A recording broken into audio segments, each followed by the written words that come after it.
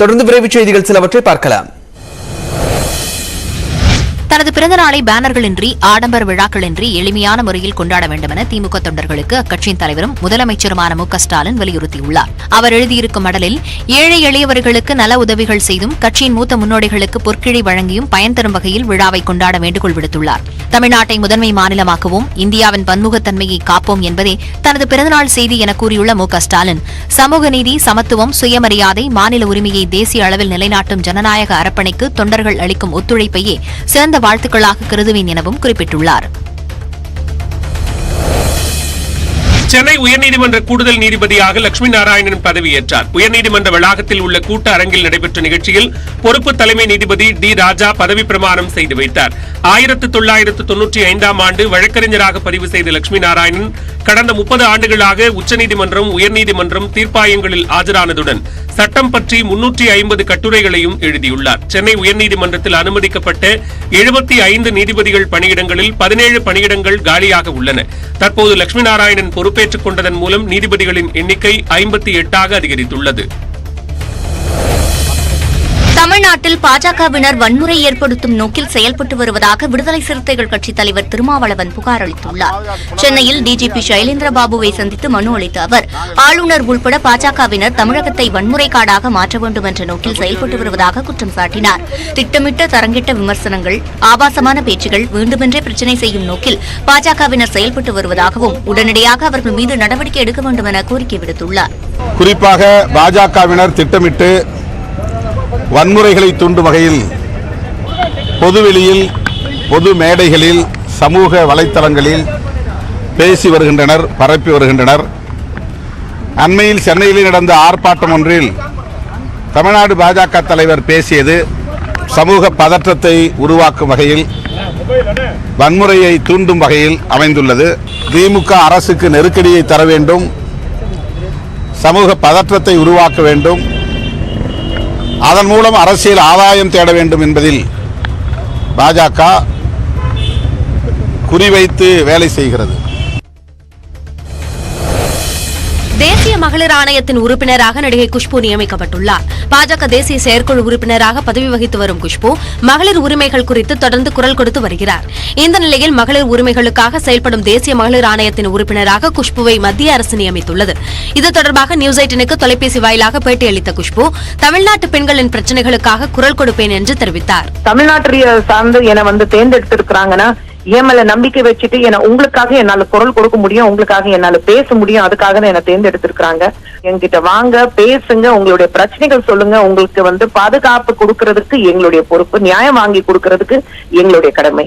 இதனிடையே பாஜக மாநில தலைவர் அண்ணாமலை வெளியிட்டுள்ள டுவிட்டர் பதிவில், பெண்களின் உரிமைகளுக்காக அயராது உழைத்த குஷ்புவிற்கு கிடைத்த அங்கீகாரம் என்று வாழ்த்து தெரிவித்துள்ளார்.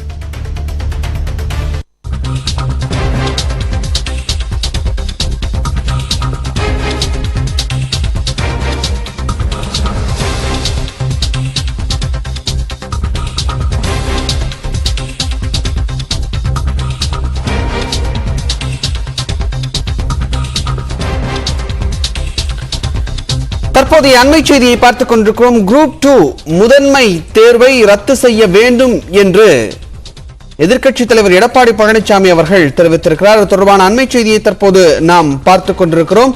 அண்மையில் நடைபெற்ற இந்த குரூப் 2 தேர்வு, குறிப்பாக சனிக்கிழமை நடைபெற்ற இந்த குரூப் 2 தேர்வில், முதன்மை தேர்வில் அந்த வழங்கப்பட்ட வினாத்தாள்களின் பதிவு எண்கள் மாறி மாறி இருந்தது. தேர்வு எழுத வந்தவர்களுக்கு மன உளைச்சல் ஏற்படுத்தியது. அது மட்டுமின்றி தேர்வு சிறிது நேரம் தள்ளி வைக்கப்பட்டது. அதற்கு ஏற்றவாறு கால அவகாசமும் கூடுதலாக வழங்கப்பட்டது என்றிருந்தாலும் கூட அது தேர்வு எழுத வந்தவர்களுக்கு மன உளைச்சலை ஏற்படுத்தியதாக தேர்வு எழுதியவர்கள் தரப்பிலிருந்து பல்வேறு தரப்பிலும் இது தெரிவிக்கப்பட்டது. இந்த சூழ்நிலையில் குரூப் 2 முதன்மை தேர்வை ரத்து செய்ய வேண்டும் என்று தெரிவிக்கப்பட்டிருக்கிறது. சனிக்கிழமை நடைபெற்ற இந்த தேர்தல் நடைபெற்றிருந்தது. இதில் குழப்பம் காரணமாக தகுதி வாய்ந்த நபர்கள் வாய்ப்பை இழக்கக்கூடிய சூழல் இருப்பதால் இந்த குரூப் 2 முதன்மை தேர்வை ரத்து செய்ய வேண்டும் என்று எடப்பாடி பழனிசாமி அவர்கள் தெரிவித்திருக்கிறார்கள். அது தொடர்பான அண்மை செய்தியை தற்போது நாம் பார்த்துக் கொண்டிருக்கிறோம். குழப்பம் காரணமாக தகுதி வாய்ந்த நபர்கள் இந்த வாய்ப்பை இழக்கக்கூடிய ஒரு சூழல் ஏற்பட்டிருப்பதாக அவர் தெரிவித்திருக்கிறார். இதன் காரணமாக சனிக்கிழமை நடைபெற்ற அந்த குரூப் 2 முதன்மை தேர்வை ரத்து செய்ய வேண்டும் என்று எடப்பாடி பழனிசாமி அவர்கள் தெரிவித்திருக்கிறார். அது தொடர்பான அண்மை செய்தியை தற்போது நாம் பார்த்துக் கொண்டிருக்கிறோம். இது குறித்த மேலதிக தகவல்களை தொடர்ந்து அடுத்தடுத்து வரும் செய்தி தொகுப்பில் நாம் பார்க்கலாம்.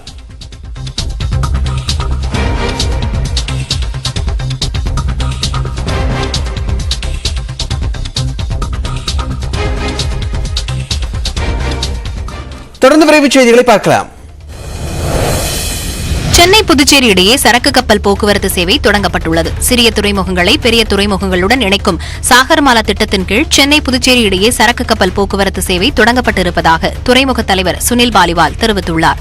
வாரத்தில் 2 நாட்கள் நடைபெறும் கப்பல் போக்குவரத்து மூலம் ஒரு பயணத்தில் 65 85 கண்டெய்னர்களை எடுத்துச் செல்ல முடிவு செய்திருப்பதாக அவர் தெரிவித்தார். சென்னையிலிருந்து புறப்படும் சரக்கு கப்பல் புதுச்சேரியை சென்றடைய 12 மணி நேரம் வரை ஆகும் என்று கணிக்கப்பட்டுள்ளது. நாட்டின் கடைக்கோடி மக்களும் பயன்பெற வேண்டும் என்பதை நோக்கமாக கொண்டு மத்திய பட்ஜெட் தயாரிக்கப்பட்டதாக பிரதமர் மோடி தெரிவித்துள்ளார். அண்மையில் தாக்கல் செய்யப்பட்ட மத்திய பட்ஜெட் குறித்து பிரதமர் மோடி காணொலி காட்சி வாயிலாக உரையாற்றினார்.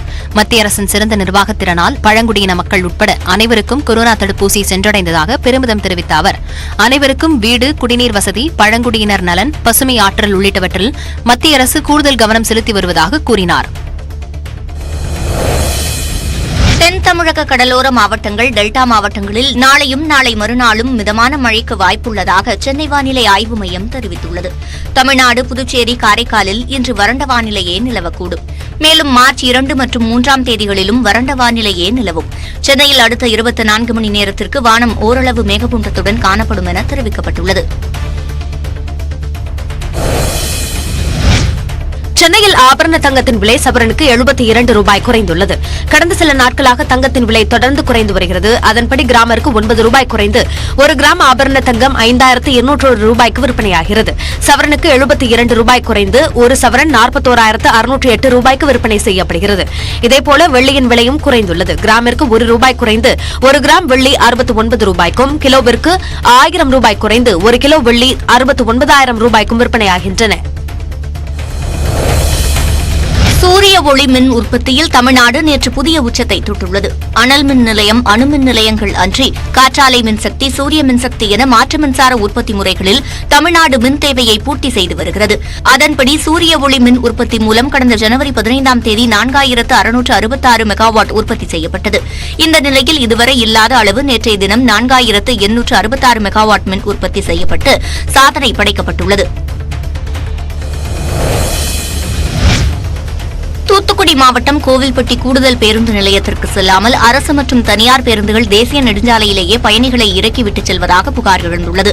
இதனால் விபத்துகள் ஏற்பட்டு உயிர் பலிகள் ஏற்படுவதாகவும், அதிகாலை நேரத்தில் செல்போன் வெளிச்சத்தில் கரணம் தப்பினால் மரணம் என்ற நிலையில் மக்கள் பயணிக்க வேண்டிய நிலைக்கு தள்ளப்பட்டிருப்பதாக புகார் கூறுகின்றனர். இந்த பிரச்சினைகளுக்கு தீர்வு காண வேண்டும் என்று அப்பகுதி மக்கள் கோரிக்கை விடுத்துள்ளனர். அரசு பஸ்ஸா இருந்தாலும் தனியார் பஸ்ஸா இருந்தாலுமே பஸ் ஸ்டாண்டுக்குள்ள மக்களை இறக்கி விட்டு போகணும். இதே நான் இப்போ சின்ன குழந்தை கை குழந்தையா இருந்தா அது என்ன செய்ய முடியும்? அப்படிங்கும்போது ஒண்ணுமே பண்ண முடியாது. எனக்கு வயசு 56 வயசு ஆயிடுச்சு. எனக்கு சரியா பார்வை தெரிய மாட்டேங்குது. வண்டி தூரத்தில் வருதுன்னு நினைச்சு நான் ரோட கிராஸ் பண்ணி வந்தேன். ஒரு ஆட்டோக்கார் என்னை கையை பிடிச்சி இழுக்க போய் சரியா போச்சு. இல்லைன்னா அவன் என்னை அடிச்சுட்டு தான் போயிருப்பான்.